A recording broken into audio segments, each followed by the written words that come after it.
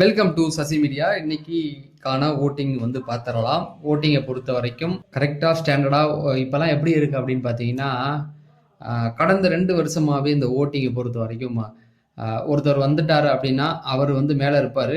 அவருக்கு கீழே அடுத்தது வரவங்களுக்கு எப்படி இருக்குன்னா, ஓட்டிங் அவருக்கு இருக்கிறதோட பாதிக்கு பாதி கம்மியாக இருக்கும். அப்புறம் பார்த்தீங்கன்னா அது அப்படியே அந்த ஓட்டிங் போகும்போது மட்டும் அதிகமாக இருக்கும். அதுக்கப்புறமேட்டுக்கு பார்த்தீங்கன்னா அப்படியே கம்மியாக எந்த ஒரு மாற்றமும் இல்லாமல் அப்படியே இருக்கும் ஸ்டாண்டர்டாக. ஸோ இது கடந்த 2 வருஷமா இது என்ன புது ஃபார்மட்னு எனக்கே தெரியல. அதாவது அவங்க விளையாடுறத பொறுத்து மாறணும் இல்லையா? அப்படி வந்து ஏதாவது மாறுதான்னு கேட்டால் மாறலை. போன வாட்டி முத்துக்குமரன் எப்போ வந்தாலும் அவருக்கு கீழே அடுத்து இருக்கவங்களுக்கு பாதிக்கு பாதி கம்மியாக இருக்கும், ரைட்டா? அதில் வந்து எந்த ஒரு மாற்றமும் வராது, அப்படியே இருக்கும்.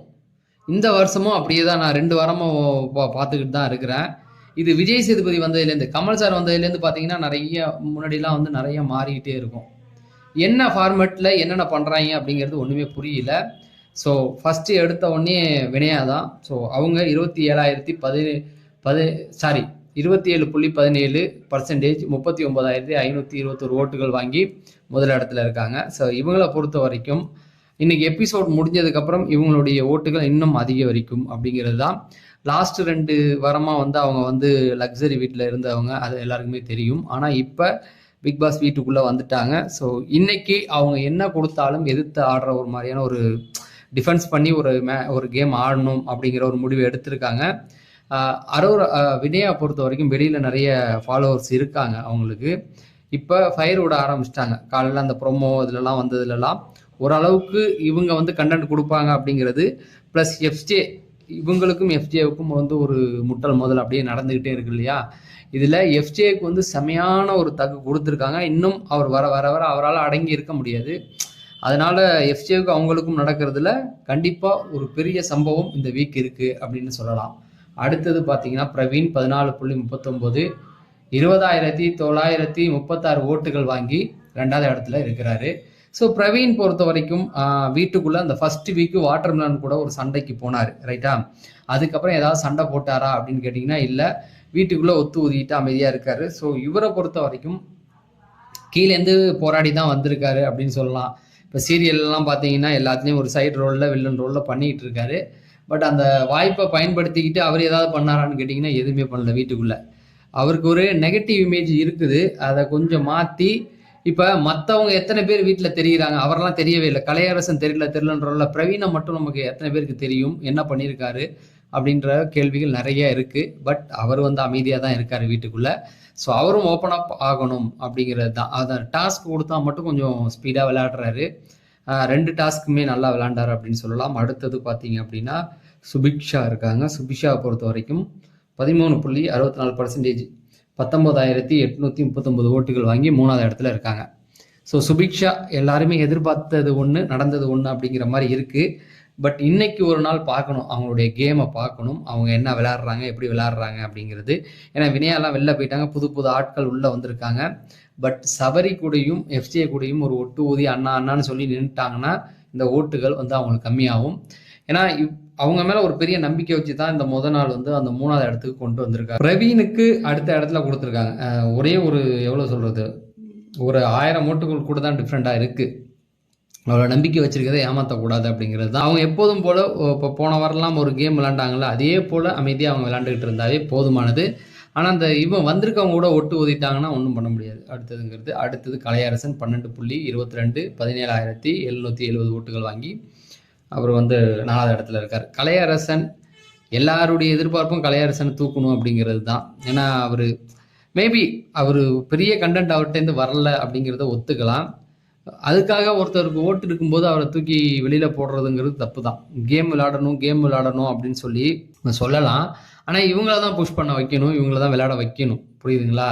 அதுக்காக வந்து விளையாடுறவங்கள வச்சுக்கிட்டு நாங்கள் எல்லாரையும் அனுப்புவோம் அப்படின்னா அப்போ ஓட்டு போடுறவனுக்கு மரியாதை இல்லைன்ற அதான அர்த்தம். இப்போ அரோரா இருக்கிறாங்க, அவங்க தான் கடைசி இடத்துல இருந்தாங்க. அப்சராவை வெளில தூக்கி போட்டோம். அரோரா என்ன பண்ணிட்டாங்கன்னா அப்சராவை நம்ம தூக்கி போட்டோம். 2 பேரும் ஒன்று தானே. என்ன இவங்க வந்து கமருதீன்ட்டு இவங்க மூட்டி விட்டாங்க, அது ஒன்றும் பெருசாக ஆகலையே. இன்னைக்கு ஏதாவது ஆகுதா, இந்த வாரம் ஏதாவது பண்ணுறாங்களா அப்படின்றத பார்த்தாகணும், அவ்வளோதான். அவங்க இருக்கிறவங்கள விளையாட வைக்கணும், ஓகேங்களா? இப்போ எடுக்கும்போது அவர்கிட்ட இன்டர்வியூ பண்ணுறாங்களே, என்ன மாதிரியான இன்டர்வியூ பண்ணி எடுக்கிறீங்க நீங்கள்? வரவன் வந்து 10 பேர் சும்மா உட்காந்துருக்கானா அவன்கிட்ட கேட்டு எடுக்கிறீங்களா? நீ வந்து வாரம் கேம் ஆடணும், இல்லைன்னா உடனே தூக்கிடுவோம் அப்படின்னு. இதில் என்னன்னு தெரியாமல் 1 2 வாரம் தான் ஆகுது, அதை ஒன்று வச்சுக்கலாம். ஏன்னா இன்னும் கொஞ்சம் நாட்கள் ஆகிடுச்சுன்னா எல்லாரும் வெளியில் வந்து தான் ஆகணும். என்னை பொறுத்த வரைக்கும் இவருக்கு ஓட்டிங் இருக்குது அப்படிங்கும் பொழுது இவரை கேம் விளையாட வைக்கிறதுக்கு என்னென்ன வழியோ அதை தான் டீம் சிந்திக்கணுமே தவிர தூக்கி வெளியில் ஒருத்தங்களையும் அனுப்பி விடுறதுன்றது வேஸ்ட்டு தான். அடுத்தது பார்த்தீங்கன்னா துஷார் 15.55 16,779. ஆனால் பெரிய கேஸில் அவன் வந்து மாட்டுவான் அப்படிங்கிறதுல எந்த மாற்று கருத்தும் கிடையாது. ஏன்னா அந்த அரோரா இருக்காங்க இல்லையா, அரோரா கமருதீன், இது ஒரு அமைதியாக போயிட்டு இருக்குது. எங்கே வெடிக்க போகுது அப்படின்னு தெரியல. கமருதீன் ஒரு எவ்வளோ பெரிய மூடு முட்டின்னு உங்களுக்கு தெரியும். அரோராவை பொறுத்த வரைக்கும் ஒரு பிரச்சனைனா எனக்கு அதுக்கு சம்மந்தம் இல்லைன்னு சொல்லிட்டு ஓடக்கூடிய ஒரு ஆள் தான். இதில் இந்த பையன் நடுவில் மாட்டிக்கிட்டான். இவங்களுக்கு ஒரு பிரச்சனைனா அவன் போய் நின்றுக்கிட்டு இருக்கான். இவங்களால தான் அவன் அஃபெக்ட் ஆகுறான். அன்னைக்கு அந்த பிரச்சனை வந்தப்போ கூட கமருதீன் கூட போய் நின்றுட்டு இருந்தார்ல, பார்வதிக்கு கூட சண்டை வந்தது. அவரால் இவங்களுக்கு தனியாக விட்டு இருக்க முடியல. அது எப்படின்னு எனக்கே புரியல. அது இயல்பாகவே ஒரு விஷயந்தான். ஒரு வீட்டுக்குள்ளே நமக்கு தெரிஞ்சவங்க கூட தொடர்ந்து இருந்துட்டோம்னா அது கனெக்ட் ஆயிரும் டக்குன்னு. அது என்ன நம்ம வெளியில் 1000 பேர் பார்த்துருக்கோம் அப்படி இப்படின்றோம்ல, அந்த மாதிரி வந்துட்டாலும் இவங்க ஒரு கேமாக அதை விளையாண்டாங்கன்னா அவர் என்ன பண்ணுவார் அப்படிங்கிறது தான். அதை அவங்க ஒரு கேமாக எடுத்துகிட்டு அவங்க மேபி வெளியில் இருக்கும்போது பாய் ஃப்ரெண்ட் இருக்குன்னாங்க. இது கேமுக்காக தான் பண்ணிட்டு போனாங்கன்னா அவருக்கு வந்து ரொம்ப கஷ்டமாக போயிடும் அப்படிங்கிறது தான். அதை அவர் புரிஞ்சிக்கல. திரும்ப அதே ஒரு விஷயத்த இருக்க விஜய் சேதுபதி அதை அவன் பர்சனாலிட்டு போயிட்டாரு. ஒருத்தனை கேம் விளையாட வைக்கிறது தானே அவர் வேலை. அது பர்சனலு. அதை வந்து சண்டே கத்திருக்காங்க. நீங்கள் ஏன் அப்படி ஆனீங்கன்னு கேட்குறதுக்கு எல்லாம் அறவன்னு சொல்லலாம். அப்படி சொல்லக்கூடாது, அதை பர்சனல்ட்டாரு. அதே சமயத்தில் அவனுக்கு கேம் விளையாடுறதுக்கு நீ இந்த இடத்துல தான் தயங்கி நிற்கிற, உனக்கு இங்கே ஒரு ரிலேஷன்ஷிப் தேவையில்லைன்ற கொஞ்சம் கூட ஓப்பனாக சொல்லலாமே. அவன் அமைதியாக விட்டு அவனை அனுப்பி விடுறதுக்கு இல்லைன்னா அனுப்பி விட்டுறலாம் இந்த வாரம். அடுத்தது பார்த்தீங்கன்னா ரம்யா 7.79 11,588 ஓட்டுகள் வாங்கி. ஸோ அரோரா அடுத்தது பார்த்தீங்கன்னா 6.70 9,748. அதே போல் ஆதிரை 9,348 ஓட்டுகள் வாங்கியிருக்காங்க. ஸோ இவங்க 3 பேருமே டேஞ்சர் ஜோனில் தான் இருக்காங்க. ரம்யாவே எடுக்க மாட்டாங்க, அதில் ஒரு பெரிய நம்பிக்கை இருக்குது. ஏன்னா ரம்யா சண்டை போடக்கூடிய ஆள், யார் சண்டை போட்டாலும் ஏற்று சண்டை போடுவாங்க அப்படிங்கிறதுனால ரம்யா வச்சுருப்பாங்க. ஆதிரை ஸோ அவங்களுக்கு வந்து பெருசாக எதுவும் வாய்ப்புகள் இருக்காது. ஆதிரை ஏன்னா ரொம்ப ஓட்டுகள் டவுன் ஆகிருக்குது ஆதிரைக்கு சொல்லலாம்.